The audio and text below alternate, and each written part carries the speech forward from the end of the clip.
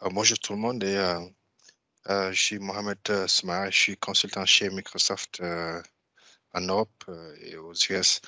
Donc, j'aimerais aujourd'hui vous parler de Kubernetes. Je ne sais pas si peut-être que la majorité d'entre vous connaît déjà Kubernetes, mais pourquoi Kubernetes, quoi? Pourquoi? Parce que auparavant, traditionnellement, la façon dont les applications étaient développées, c'était beaucoup plus monolithique, quoi. C'est-à-dire, si tu as un projet, ou bien si tu as une solution que tu développes, la plupart du temps, c'est les composants de la solution étaient tous développés et puis déployés dans un même serveur, quoi. OK? Ou bien même déployés dans des serveurs différents, mais toujours ça constitue une application monolithique. Le problème avec ces applications monolithiques, c'est que, bon, bien vrai que ces applications monolithiques présentent des avantages, mais aussi il y a des inconvénients que les applications monolithiques présentent, c'est-à-dire le fait de ne pas pouvoir, comment dirais-je, segmenter les composants et que tous les composants étaient constitués dans un même bloc. Et si jamais tu voulais faire, par exemple, une montée en échelle, il va falloir que tu montes en échelle l'ensemble des composants. Donc, il n'y avait pas cette possibilité de pouvoir monter en échelle euh, un seul composant de l'application. OK? Donc, ça, c'est un des avantages d'une application monolithique. Un autre désavantage de l'application monolithique est que si, euh, si jamais, par exemple, un composant tombe, Excuse-moi, Mohamed, excuse-moi. ouais, Est-ce que tu partages quelque chose? je n'ai pas compris. Est-ce que tu partages quelque chose? Non, je n'ai pas commencé à partager, mais je vais commencer à Ok, partager un peu. Là, je suis en train justement de parler pourquoi Kubernetes, quoi. OK? Je vais ça juste marche. donner une Allez. introduction pour que les gens se comprennent d'où vient cette idée de développer des applications microservices. Donc, il y a toute une évolution, quoi. Donc, nous sommes partis des applications monolithiques vers les applications euh, Service-Oriented Architecture. Et après, de Service-Oriented Architecture, nous sommes partis de microservices. Donc, c'est ça l'évolution, quoi, pour un côté Application Development. Maintenant, quand il s'agit de microservices, il y a plusieurs solutions que tu peux utiliser pour faire des microservices. Il n'y a pas seulement que Kubernetes. Auparavant, bon, je disais même pas, je ne vais pas dire auparavant, mais chez nous, en interne, chez Microsoft, nous avons une solution qui s'appelle Azure Service Fabric. Et ce Service Fabric-là, c'est utilisé pour développer la plupart des services d'Azure actuellement que vous consommez. Par exemple, Cosmos DB, SQL DB on Azure, ou bien, disons, Microsoft Cortana, ou bien même Skype for Business. Tous ces services-là que vous utilisez chez Microsoft se reposent sur Azure Service Fabric. Et c'est quelque chose que nous avons développé en interne qui permet de supporter des microservices. Maintenant, il y a eu des ingénieurs chez Google qui ont commencé ce même projet de développer un framework pour des microservices. Et c'est là où est venu le projet Kubernetes. OK? Donc, c'était développé pour supporter des applications de type microservice. La raison pour laquelle on a intégré ça dans Azure, c'est parce que nous nous sommes rendus compte que la communauté était beaucoup plus ouverte pour ce produit-là, Kubernetes. Et comme Amazon l'a fait, il y a Amazon Kubernetes Service, il y a aussi Elastic, je pense, c'est Elastic Kubernetes Service, EKS. Et puis chez nous, on a développé Azure Kubernetes Service. Bon, maintenant, je vais partager mon écran juste pour vous montrer ce que c'est Kubernetes et qu'est-ce que ça permet de faire. Je pense, vous allez avoir mon écran. C'est bon, oui. OK, Oui, c'est très bon. bien. Donc, j'ai publié sur LinkedIn un e-book que j'ai écrit là-dessus, sur Kubernetes. Et puis, j'ai aussi déployé tout le code source que vous pouvez accéder sur GitHub. Donc, si vous cliquez sur le lien là, ça vous mènera sur GitHub. Et puis, depuis GitHub, vous verrez l'ensemble, tout le code source avec le e-book qui parle de Kubernetes et qu'est-ce que ça permet de faire, etc. Donc, rapidement, hein, on va parcourir quelques pages du e-book et après, je vais vous montrer comment est-ce que les ressources sont déployées dans Azure, quoi, ok? Donc, vous me permettez, je vais agrandir ça. Ok. Donc là, là, on parle seulement un peu d'introduction, d'où vient Kubernetes, et puis comment est-ce que c'est utilisé avec Docker, etc. Et puis tous les composants que nous allons déployer dans le paper, on va y déployer des composants de sécurité, ce qui permettent de protéger nos applications, comme par exemple Application Gateway, mais il y aura aussi un réseau virtuel que nous allons déployer dedans. Et puis, il y a aussi le fait de protéger l'accès à nos machines virtuelles dans Azure en passant par ce qu'on appelle Azure Bastion. Pourquoi? Parce que avant Azure Bastion, si tu crées une VM dans Azure, il va falloir que tu ouvres un port 3389 pour faire du RDP. Mais le problème avec l'ouverture de ces ports-là, ça peut causer des, euh, des security, des risques de sécurité, quoi, ok? Et avec la mise en place de Azure Bastion, ça te permet de bloquer tous ces ports-là et puis de passer par Azure Bastion pour accéder à la VM qui se trouve dans Azure. Bon, on va parler aussi d'un système de logging que nous allons utiliser et aussi de Azure Key Vault, etc., pour sécuriser nos certificats et nos clés, nos chaînes de connexion, tous ces trucs-là. Donc là, ça, c'est juste le contenu, etc., tous les chapitres.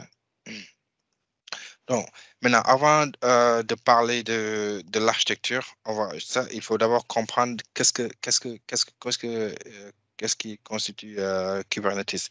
Donc, dans Kubernetes, il y a ce qu'on appelle les master nodes qui sont situés à gauche et il y a aussi ce qu'on appelle les agent nodes. Agent nodes, c'est là où tu déploies tes applications. Et les masternodes, c'est ce qui est géré par Azure. C'est ça qui permet d'orchestrer les applications que tu as déployées dans la partie Agent Nodes.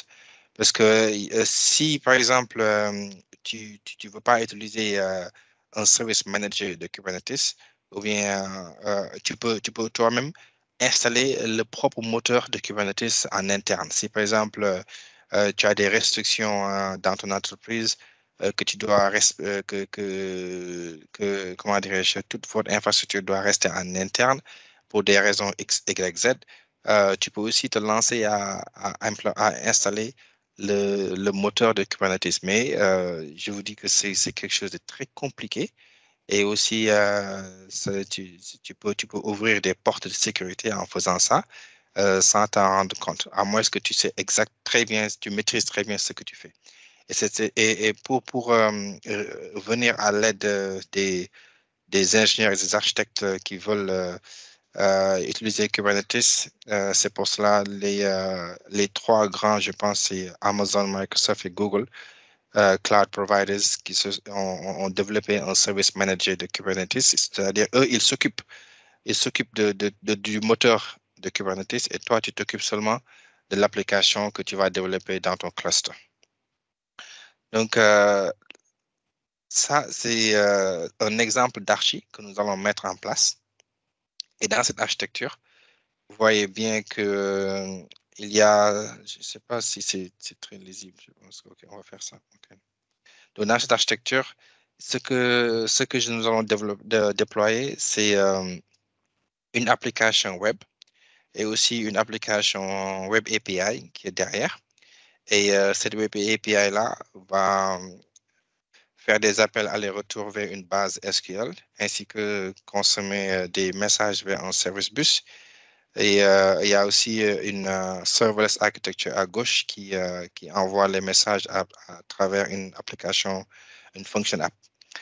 Et puis, si vous remarquez bien, dans cette architecture, il y a comment dirais-je, aucune adresse IP publique. Euh, Ça, c'est fait pour protéger l'ensemble du cluster. Donc, tout ce que vous voyez ici à l'intérieur du cluster est constitué d'adresses IP privées. Ok. Le seul point d'entrée dans notre cluster se situe à ce niveau-là. Ok. Et ça, c'est pour protéger vos applications et vos clusters contre les attaques. Et il y a ce qu'on appelle OWASP, OWASP. Et c'est un, comment dirais-je, et c'est constitué de beaucoup de types d'attaques que les hackers utilisent pour infiltrer ton application et puis créer des dommages, quoi. Maintenant, pour protéger contre ces attaques-là, nous allons mettre en place ce qu'on appelle une application gateway. Application gateway, mais ça va se mettre en amont, quoi, c'est-à-dire devant le cluster. C'est pour cela que vous voyez ici, ce qui est en vert là, c'est l'adresse IP publique. Et c'est le seul point d'entrée pour accéder à notre cluster. Maintenant, mais dès que vous dépassez cette adresse IP publique là, vous faites face à une application gateway. Et ça, cette ressource-là permet de filtrer euh, toutes les requêtes qui vont venir depuis l'Internet. Ok. Donc, quiconque essaie de vous attaquer passera par là et cette ressource-là bloquera tout type d'attaque. Ok. Les OWASP attacks, quoi. Maintenant, en dehors de ça, il y a ce qu'on appelle aussi, comment dirais-je, Azure Key Vault. Cette ressource-là permet de sécuriser tout ce qui est, comment dirais-je, sensitive, c'est-à-dire si vous avez des chaînes de connexion dans vos bases de données, la meilleure pratique dit de ne pas stocker ça dans vos codes. Ça, c'est une règle vraiment one-on-one, quoi. On ne fait pas ça. Mais je vois encore toujours des développeurs qui stockent des chaînes de connexion dans leur web config ou bien dans leur code, ou bien qui stockent des certificats dans leur application. Mais je vous déconseille de faire ça et de commencer à utiliser une solution de stockage de clés sensitives comme Azure Key Vault. Donc, dans Azure Key Vault, nous allons stocker tout ce qui est clés, chaîne de connexion, certificats, secrets, tous ces trucs-là ne doivent pas être stockés dans vos applis. Il faut les externaliser. Nous allons aussi déployer ce qu'on appelle Azure Container Registry. Donc, ce Container Registry permet de stocker nos images, c'est-à-dire quand on parle de microservices, vous développez une application et après vous containerisez l'appli, quoi. Donc, en utilisant par exemple Docker. Ok. Mais Docker n'est pas la seule solution à utiliser pour faire des conteneurs. Il y en a d'autres pour faire des. Mais Docker, je dirais que c'est je dirais que c'est la solution préférée par beaucoup d'ingénieurs et d'architectes. Maintenant, dans ce cluster, il y a aussi l'intégration avec Azure AD. Azure AD, c'est l'équivalent ou bien l'évolution de Active Directory qu'on utilise en entreprise, quoi. Donc, mais d'ailleurs, il y a la possibilité de connecter les deux en fédérer les deux Active Directory, quoi. Et donc, on va passer à la partie. Donc là j'explique comment est-ce qu'il faut designer le réseau. Donc, il faut bien comprendre euh, comment est-ce que le réseau de Kubernetes marche. OK? Donc là, il y a cette formule-là à utiliser pour vraiment savoir combien de pods, combien de nodes et node pool, etc. vous avez besoin. Donc, il faut bien réfléchir parce que si vous ne faites pas cet exercice-là et que vous déployez ça, Kubernetes comme ça, ce qui va se passer, c'est vous pouvez arriver à un point où vous n'avez plus de plage d'adresses IP disponibles. Donc, il faut bien réfléchir combien d'adresses IP vous avez besoin en entreprise, etc. Là, dans cet exemple-là, j'ai réduit ça à un /20. Mais d'habitude, en entreprise, vous faites du /10 quoi, ou bien pour avoir plus d'adresses IP disponibles. Et puis, ce que j'ai fait, c'est j'ai expliqué comment déployer toutes ces ressources-là, c'est-à-dire l'ensemble de ces ressources-là, comment les déployer en utilisant ce qu'on appelle infrastructure as code, c'est-à-dire au lieu de vous rendre sur Azure et puis de faire des clics, clics, clics, donc, il faut essayer d'automatiser l'ensemble, le déploiement de toutes ces ressources-là. C'est vrai qu'au début, si vous apprenez Azure, vous avez besoin de faire un peu d'expérimentation, quoi. C'est-à-dire, vous allez dans Azure et vous créez un compte, etc., vous déployez manuellement. Mais après, il faudra essayer d'évoluer votre connaissance et puis de faire ce qu'on appelle infrastructure as code. Donc, infrastructure as code, ce n'est rien d'autre que une représentation d'une ressource ou bien d'un ensemble de ressources que vous voulez déployer dans Azure, mais vous le représentez soit sous forme de JSON ou bien vous le représentez sous forme de l'autre nom m'échappe. OK. Mais c'est donc après, donc là, vous voyez des captures d'écran, comment est-ce qu'il faut faire, etc. C'est vraiment quelqu'un qui veut s'y mettre et qui ne connaît pas où commencer parce que toutes ces ressources-là sont dépendantes d'une ou autre ressource. OK? Donc, si par exemple, vous voulez déployer ce cluster, il va falloir forcément que vous ayez un réseau virtuel en amont.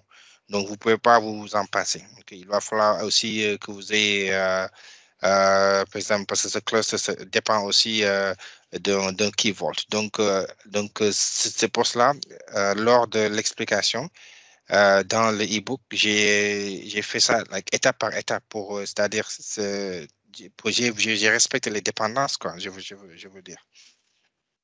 Donc là, après, donc, tout ça, je vais vous montrer en démo comment ça se matérialise. Et donc, vous avez le déploiement aussi du Key Vault. Dans le Key Vault, comme je disais tout à l'heure, c'est là où nous allons stocker nos mots de passe, les mots de passe des VM, les mots de passe des bases de données. S'il y a des certificats que nous voulons utiliser aussi, on les stockera là-bas. OK, donc ça, c'était pour le Key Vault. Et puis, on passe rapidement à un Build Agent. Ici, il y a deux façons de déployer des ressources en utilisant infrastructure as code, c'est-à-dire vous pouvez baser sur les agents qu'offre Azure DevOps, ou bien vous pouvez aussi créer votre propre build agent. OK? Pourquoi votre propre build agent? Pourquoi? Parce que il y aura des scénarios où vous aurez à travailler dans des solutions très larges et très complexes et que ça va nécessiter beaucoup de cœur dans vos machines pour pouvoir exécuter ces builds-là. Et si vous vous basez sur Azure DevOps dans ces scénarios-là, vous pouvez expérimenter ce qu'on appelle beaucoup de timeouts. Et pour éviter ça, il faut aussi créer ce qu'on appelle un private build agent qui peut être constitué soit d'une machine virtuelle ou bien d'un ensemble de machines virtuelles déployées dans Azure pour constituer votre build agent. Maintenant, la façon dont vous allez vous connecter avec un private build agent est différente de la façon dont vous allez vous connecter avec le public build agent de Azure DevOps. C'est pour cela, dans ce chapitre-là, j'explique vraiment comment il faut faire pour déployer toutes les variables, etc., blablabla, ainsi de suite. Et après, créer le pool d'agents et puis vous connecter dans votre machine virtuelle, vous déployez le Docker Enterprise dedans. Okay? Donc là, j'ai utilisé seulement une version trial pour démo. Et puis vous installez aussi Docker Compose, etc. Mais il y a aussi il y a beaucoup de choses qu'il faut faire pour faire démarrer ce Private Build Agent. Donc, j'ai aussi créé ce qu'on appelle un management box. Dans ce management box-là, ce n'est rien d'autre qu'une machine virtuelle qui pour vous faire un rebond pour accéder à vos ressources. Okay? Donc, donc j'explique aussi comment il faut déployer ce management box. Là, c'est la partie Content Registry. C'est ça qui va stocker tous nos Docker images. Et puis là, c'est pour expliquer, c'est-à-dire comment mettre ça en place une application web API. Donc, il faut d'abord dockeriser l'application web, ou bien aussi dockeriser l'application web API. Et si par exemple, vous développez en Java ou bien en PHP, quelque chose comme ça, il va falloir aussi que vous dockerisez ça, utilisant d'autres méthodes. Mais depuis Visual Studio, on a la possibilité de cliquer droit sur une appli et puis créer le fichier Docker et puis faire quelques modifications. Donc là, vous voyez ici, je vais déployer le Docker de l'application web ainsi que le Docker de l'application web API et dans le Container Registry. Donc l'application web tournera sur du 80-80 et puis web API sur du 80-81. Donc, et puis, après avoir fini, vous poussez les conteneurs dans le registry de Azure Registry que je vous avais parlé tantôt. Et qu'est-ce qui reste à montrer ici? Donc là, c'est la partie, le déploiement de Kubernetes. Donc, vous voyez, il y a beaucoup de choses qui viennent en amont avant de déployer Kubernetes. Okay? Et vous ne pouvez pas vous en passer. Maintenant, lorsque vous êtes à ce niveau-là et que vous êtes prêt à déployer votre cluster, il va falloir que vous fassiez ce qu'on appelle un planning. C'est-à-dire, il faut d'abord comprendre quels sont les types de services que vous allez déployer dans votre cluster. Okay? Est-ce que vos services, par exemple, si vous êtes appelé à développer une solution pour le gouvernement de votre pays, et que vous savez que, par exemple, il y aura des millions de personnes qui vont se connecter sur cette solution-là. Il va falloir que vous fassiez une étude et puis comprendre quelles sont la quantité de bandes passantes que nous aurons besoin, quels sont ça aussi le niveau de CPU, le niveau de vitesse, hein, et puis la quantité de mémoire, etc. Il faut faire cette étude-là. Parce que si vous ne faites pas l'étude et que vous vous lancez à déployer votre service, croyez-moi, vous allez recevoir beaucoup d'appels après déploiement que vos services sont tombés et puis ça crash, etc. Donc, et aussi, je voulais expliquer la différence entre un public cluster et un private cluster. Pourquoi? Parce que dans Kubernetes, il y a la possibilité de déployer un public cluster, c'est-à-dire même après avoir sécurisé tout avec un application gateway pour protéger vos applications contre les attaques, le cluster peut aussi être public.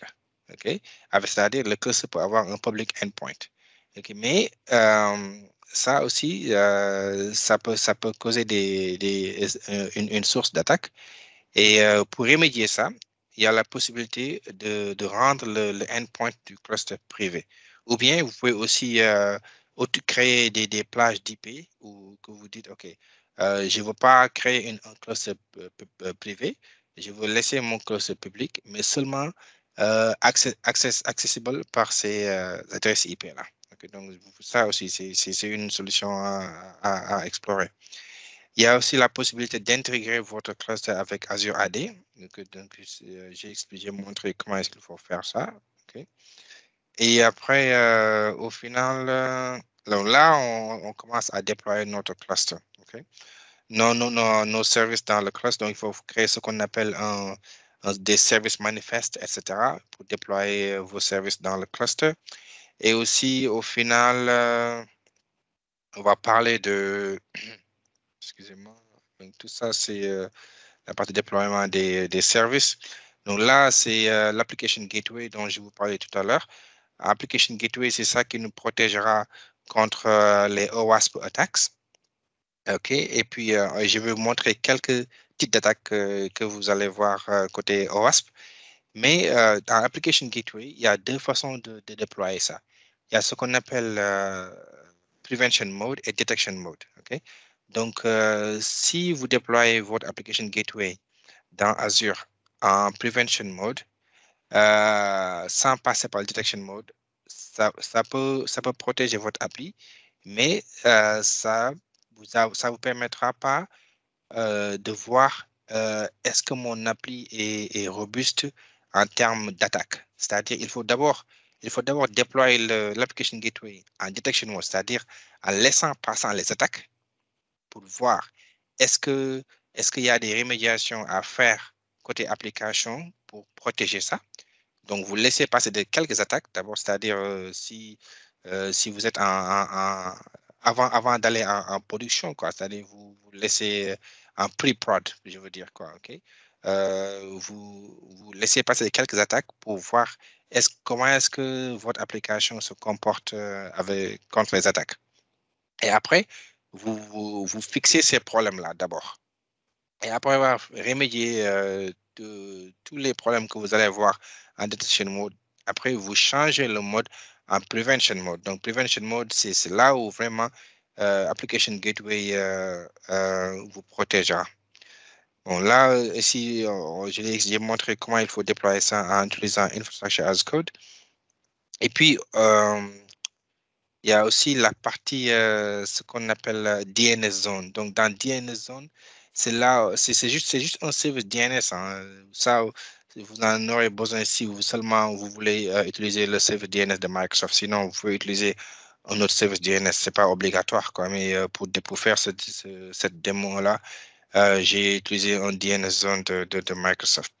Donc là, ça, c'est l'appli en tant que tel, après être déployé. Et puis en bonus, ce que j'ai fait, c'est j'ai partagé tout ce qui est Infrastructure as Code de ARM et puis je l'ai aussi mis en Terraform. Donc pour ceux qui veulent utiliser du Terraform, vous pouvez déployer aussi le même cluster avec du Terraform. Le code est déjà disponible sur GitHub. OK?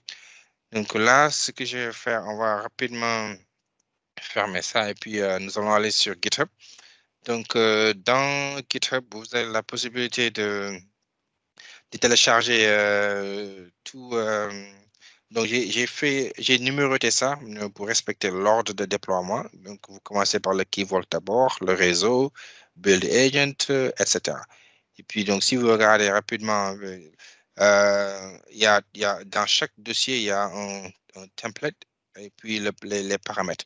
Ces paramètres-là, vous pouvez en refaire pour d'autres environnements. Ça, c'est pour l'environnement de dev. Si vous voulez paramétriser l'environnement de QA ou bien l'environnement de prod, ou bien de pre-prod, vous allez juste copier ça et puis vous modifiez les valeurs. Donc, ce que je fais d'habitude pour respecter une nomenclature, je précède ça avec le mot DEV pour dev et puis PRD pour prod et puis QA pour testing, quality assurance. Et puis, c'est là où se trouve le template. Donc, vous voyez, c'est un JSON. Et puis après avoir fait ça, donc là, vous voyez, vous déployez ça. Donc, je vais vous montrer maintenant dans Azure DevOps, comment est-ce que tout ça a été déployé en faisant de l'automation. Donc, dans Azure DevOps, ce que j'ai fait, c'est si vous suivez le e-book de Kubernetes que j'ai publié sur LinkedIn et GitHub, c'est exactement ce que vous allez voir ici. Donc, dans les pipelines. Okay? Donc, ici, vous voyez, c'est l'ensemble des pipelines que j'ai déployé. Donc, à partir du Key Vault. Okay? Donc, si j'ouvre, par exemple, ce pipeline-là, vous verrez que, et si je fais, par exemple, Edit, vous voyez, c'est exactement ce que j'ai expliqué dans le e-book. Donc, là, c'est l'agent, etc. Et puis, là, je pointe vers comment dirais-je, les templates là dont je vous ai montré tout à l'heure sur GitHub. Donc, si vous voyez ça, c'est le template. L'autre, c'est le template, les paramètres du template. Et puis ça, c'est pour déployer le key vault. Et puis après le key vault, on déploie les autres ressources. Donc, j'ai précédé ça avec l'ordre de déploiement. Donc, vous commencez par le key vault, ainsi de suite. Le réseau, blablabla, build agent, le cluster, l'application gateway et les conteneurs, etc. Et maintenant, je vais vous amener dans Azure pour qu'on puisse voir les ressources qui sont déployées en utilisant du CI/CD avec Infrastructure as Code. Donc là, refresh. Excusez-moi. Là, je vais me rendre sur le portail d'Azure et ça, c'est pour mon compte.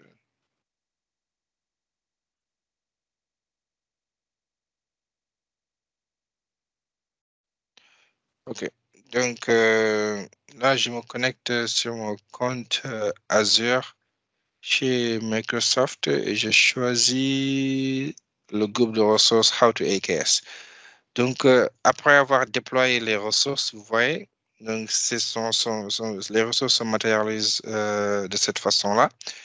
Donc là, vous voyez, nous avons notre application gateway qui est déployée, nous avons Azure Bastion, nous avons aussi quoi d'autre? Notre build agent. Donc ça, c'est le build agent privé que je vais déployer. Ça, c'est le jump box, le management box. Il y a aussi le container registry. Et ce container registry-là, vous voyez, ça comporte nos images. OK? Et si je clique sur repository, pourquoi ça prend du temps? Parce que j'ai fait exprès de rendre ça privé pour que les gens ne puissent pas voir ce que je déploie. Donc, il va falloir que vous vous connectiez d'abord au Jumpbox pour pouvoir voir qu'est-ce qui est déployé dans ces registres-là. Donc, ça, c'est encore plus de sécurité, quoi, parce que vous pouvez même déployer vos images dans un registre public ou bien dans un cluster public, je voudrais dire. Maintenant, qu'est-ce que je vais vous montrer de plus côté cluster? Donc ça, c'est le cluster, mais vous ne pouvez pas y accéder depuis cette interface. Pourquoi? Parce que c'est un cluster privé. Donc si j'ouvre le cluster, vous verrez bien, ici, ça vous dit... attendez. OK, non, ça, c'est un cluster public du moins. OK. Je l'avais changé parce qu'il y avait je voulais faire une démo chez un autre client, donc j'ai modifié le cluster pour le rendre public. Mais si c'était un cluster privé, vous verrez que l'adresse IP, le API server address allait changer, allait devenir quelque chose avec private link, etc. Donc là, donc c'est tout. Donc je vous invite à explorer le, le e-book pour voir si vous êtes intéressé à déployer un Kubernetes cluster et puis des applications dedans. Mais pour encore parler des bénéfices de microservices, contrairement aux architectures monolithiques et puis service-oriented architecture, les microservices ont fait un grand buzz depuis 2015. Mais je veux juste vous dire que c'est pas recommandé tout le temps. Donc, il n'est pas dit que on fait plus de monolithique ou bien on fait plus de service interactif. Non. Il faut vraiment évaluer cas par cas et scénario par scénario. Qu'est-ce qui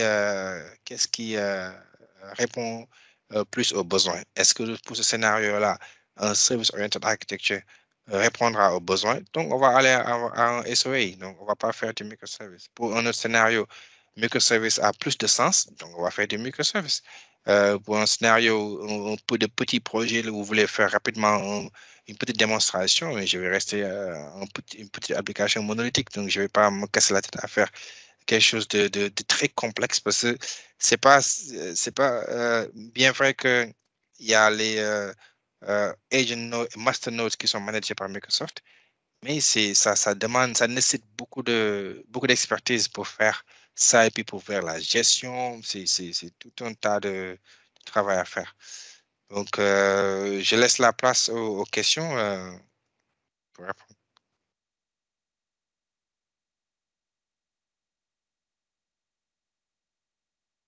No question?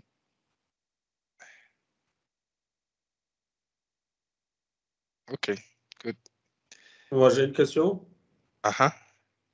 Ouais, Mohamed, euh, euh, justement, tu parlais des critères de choix.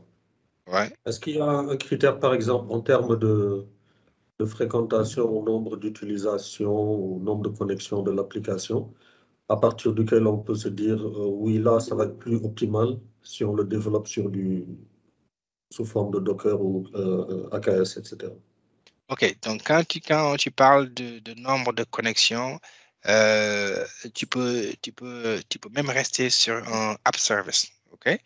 Un app service, c'est une façon de moderniser une application sans aller vers un Kubernetes cluster. Pourquoi un app service? Parce que un app service te permet de gérer le problème-là que tu viens de soulever, c'est-à-dire le fait de contrôler le nombre de connexions qui vont venir. Comment OK. est-ce que mon application va gérer ça? C'est-à-dire, donc dans un app service, il y a la possibilité de faire ce qu'on appelle un auto-scaling. OK? Ouais. Auto-scaling, c'est le fait de dire, d'ailleurs, rapidement, je vais vous montrer si j'ai du temps. Combien de temps me reste, Ibrahim? Ibrahim? C'est tellement intéressant que tu peux y aller, hein. OK, donc je disais, pour répondre à ta question, il y a la possibilité dans un app service de définir ce qu'on appelle auto-scaling. Parce que le but d'une architecture cloud, c'est que ça permet de résoudre presque l'ensemble ou bien même beaucoup de problèmes que nous rencontrions dans les data centers en interne ou bien data centers, je sais pas moi, private, quoi, OK? Parce que dans un data center private, c'est très difficile de gérer l'évolution des serveurs d'une façon automatique.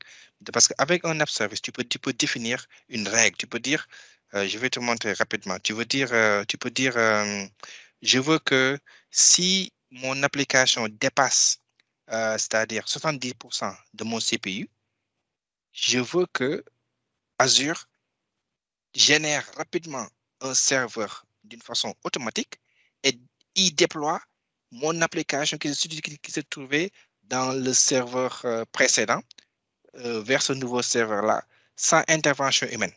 Donc, toi-même, tu peux définir ces règles-là. Tu vois ce que je veux dire? Donc, pour répondre à ton besoin, tu peux ne pas faire recours à un cluster. OK. Tu peux dire, ce serait plus intéressant si je fais là, attends, je vais prendre une des applis ici, blablabla. Est-ce que j'ai un web app ici quelque part? Donne-moi un instant, s'il te plaît. Et puis rapidement, on va regarder ça ensemble, OK? Euh, J'en ai dans un autre compte ici, rapidement, OK? Donc, si je fais, je te montre ici, ça c'est mon compte perso. OK, c'est beaucoup plus rapide. Et puis, tu verras comment définir ces règles-là. Mais ces règles-là, tu peux les définir d'une façon manuelle comme aussi d'une façon infrastructure as code, comme je viens de montrer tout à l'heure. Tu peux dire, je veux définir la règle, mais en utilisant du JSON. Donc, je l'avais fait à plusieurs reprises. Euh, Attends, blablabla. Donc là, on va choisir une des applis et puis on va définir une règle. Mais quand tu définis ces règle, il faut aussi définir la règle contraire. Donc, j'utilise ça, c'est un, pour un de mes amis. OK, regarde. Si je viens sans, c'est une application web. OK? Donc, dans cette application web-là, j'ai la possibilité de définir ce qu'on appelle scale up ou bien scale out. OK? Il y a une Ouais. différence. Entre scale up, c'est quand tu changes de configuration de machine. Alors que scale out, c'est quand tu veux conserver la même config, mais tu veux ajouter le nombre d'instances de machines. OK? Donc, pour ton Mhm. cas, tu peux dire, OK, là, je peux faire du custom scaling. Donc, je veux dire, je vais définir une règle. OK? Je veux dire, là, j'ai déjà défini quelques règles, quoi. OK? Donc là, je veux définir une règle et je veux dire, oui, OK, scaling condition. Donc là, je veux dire ça. Et après, j'ai dit, OK, j'aimerais que tu augmentes le nombre de machines automatiquement je sais pas moi, à une machine, mais ne pas dépasser le maximum de 5 machines. OK? Et tu Ok. définis la règle. Tu dis ici, quelle est la règle? La règle, c'est si je m'aperçois que le nombre de, comment dire, de requêtes, ou bien ici, regarde. Donc là, HTTPQ length. Tu vois? Donc tu peux te limiter à ça et résoudre ton problème. C'est pour cela, Ok. quand je vois des architectes ou bien des développeurs, quand quelque chose sort, quelque chose est nouveau, tout le monde veut s'y mettre et puis ils changent leur façon de développer. Non, ça ne répond pas Ouais. aux besoins. Bon, je suis pas contre que tu aimes adopter une nouvelle techno, mais il faut bien réfléchir pour voir si c'est bon pour mon scénario. Tu vois ce que je veux dire? Ok. Ok, très bien. Merci beaucoup. Questions? Bon, vous pouvez aussi toujours me pinguer, hein. Je suis disponible, on peut échanger. J'échange beaucoup avec Charles, qui d'autre dans le meeting. Euh,